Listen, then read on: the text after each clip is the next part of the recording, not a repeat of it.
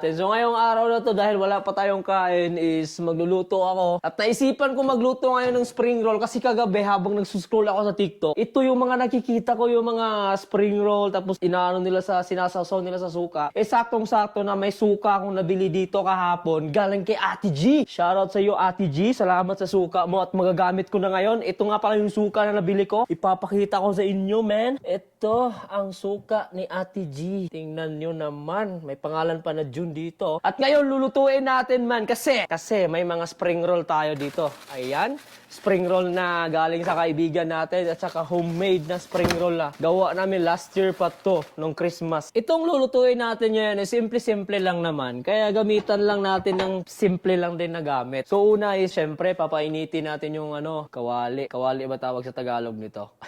Again, sa mga nanonood dyan sa video natin, sa mga food vlogs natin, disclaimer po ulit, hindi po ako professional na cook or chef. Nagluluto lang po ako. Kung meron man kayong mali na nakikita sa aking pagluluto, ay problema nyo na yan, ha? Kung ano man yung nakikita nyo dito, yan lang po ang kaya kong gawin. Kaya thank you so much at magpatuloy na tayo sa ating pagluluto. At dahil mainit na yung kawali natin, syempre, ilalagay na natin yung US oil natin. Ewan ko kung nakikita nyo dyan sa taas. Yung itong oil na to, ito yung ginamit ko sa last na food vlog ko, yung lechon kawali. Hindi ko tinapon kasi alam kong magagamit ko siya in the future. Kaya ito na yon. So, trivia tayo mga kaibigan. Ito palang lumpia or spring roll na tinatawag natin sa Pilipinas. Isa ito sa mga pinaka-importanting ulam na ulam ko dati, na baka naging ulam nyo rin dati, na hindi talaga ito nawawala pag may mga okasyon. Birthday, kasal, binyag, kahit anong okasyon or fiesta, nandyan talaga palagi yung lumpia. Kasama ng pansit yan. Baka hindi nyo alam. At dahil dyan ay mainit na ang ating oil, kailangan na nating ilagay yung spring roll natin. Hindi na tayo magpatumpik-tumpik pa kasi gutom na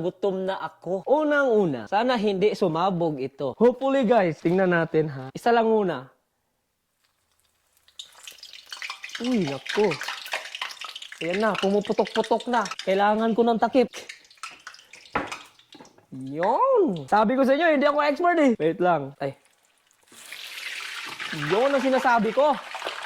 Tingnan natin dito. Baka nasunog na. Asan na ba yung mga natin dito? Ito, maganda to gamitin. Wait lang, kuha lang. Ayan na. Pumuputok na silang lahat. Wait lang. Oh no! Wait lang guys ha. Wait lang. Ang gulo naman ng vlog na to. Medyo maayos naman yung luto natin. Anyways, parang luto na siguro to. Oh, takam na takam. Yuhu! Okay, next batch. Sana naman nakikita nyo dyan sa, sa taas dyan. Pasensya na kung na dyan kayo nalagay ha. Para kita nyo kung paano ako matalsikan ng oil. Ay naku, hindi pa mabuksan. Ayaw mo ha. Gusto mo, punitin kita eh. Oh. Handa na ba kayo sa pagsabog? Okay, handa na rin ako. Lala.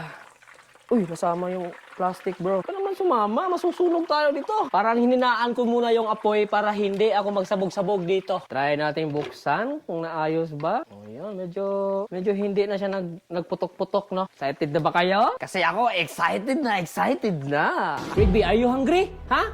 Nagugutom ka rin ba? Maghintay ka. Wala kang ginawa buong araw. Nakahiga ka lang sa higaan mo. Kaya maghintay ka kung kailan maluluto ang pagkain. Ayun, nag-walk out. Sorry naman.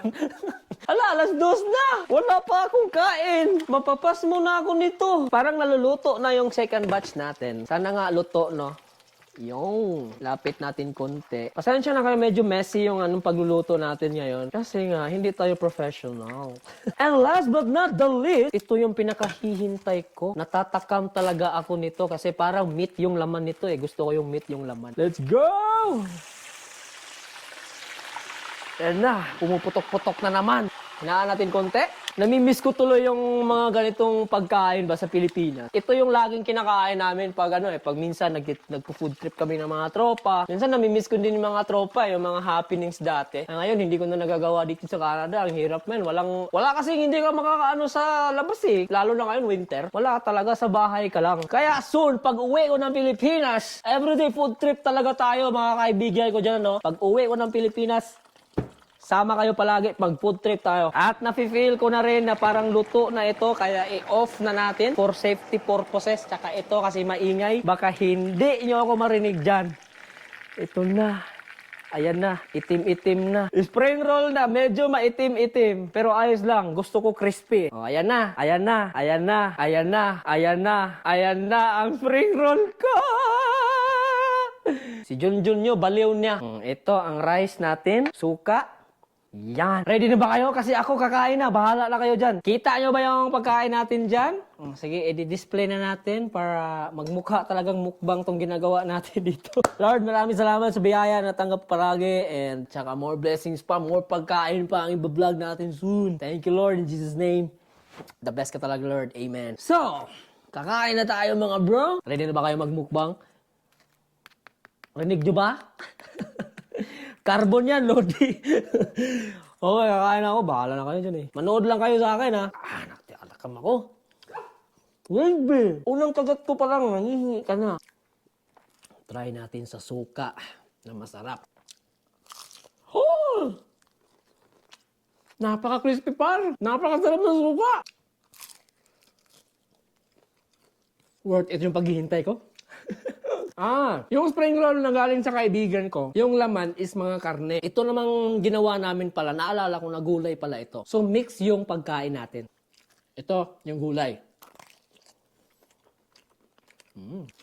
Importante pa yung rice. Dapat may rice talaga. Ang sarap!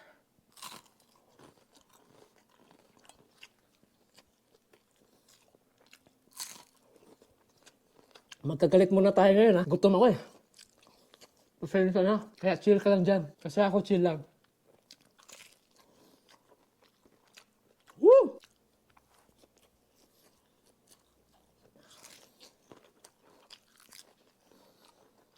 Basic na basic.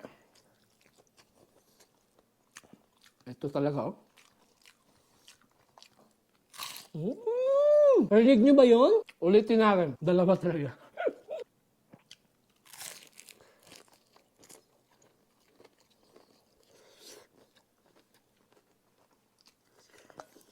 Grabe man, wala akong masasabi. Ang sarap din nitong lumpia na may karne sa loob.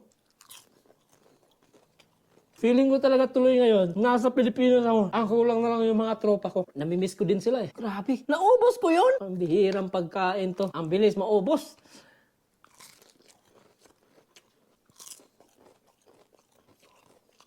Dalawa na naman oh. Kasi ang sarap. Kulang nito, pansit talaga eh. Ikaw dyan, kumakain ka na ba? Kumain ka na, sumabay ka na sa akin, tara. Ano pang hinihintay mo dyan? Bumangon ka na, alas 3 na oh. Hindi ka pa kumakain, yan kasi. Yan, 4 na lang. Bumangon ka na, matatapos na ako. Pero 3 na lang, hindi ko na naman mauubos. Magagalit na naman magulang ko sa akin. Sabihin na naman na, ang daming tao na hindi nakakain ngayon, pero kayo nagsasayang lang kayo ng pagkain. Kaya kung anong meron sa mga pinggan nyo, ubusin nyo. Yan yung tinuro ng magulang sa amin. Kaya ito, uubusin ko. Ginawang inspiration yun eh.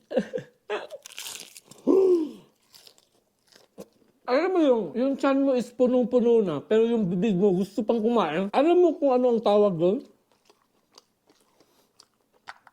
Matakaw. Nag-iisip ka pa. Ako yung nandito sa Canada na patay gutom. Bahala ka dyan, basta pagkaon is life. Tubig muna. Ubus din yung suka oh. Galing talaga Ate G, ang sarap. Oh!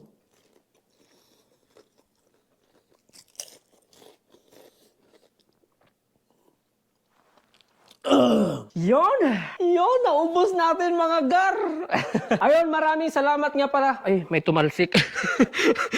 Maraming salamat nga pala sa inyong panunood at sana'y nabusog ko kayo or nagutom man kayo, magluto na kayo, bumangon na kayo dyan. Huwag na kayong maghintay pa na yung magulang nyo pa ang magluluto sa inyo. Mag-comment down below kayo kung ano ang next natin na lulutuin. At hanggang sa muli nating pagkikita, dagang salamat, maraming salamat, and thank you very much sa inyong tanan. Bye-bye!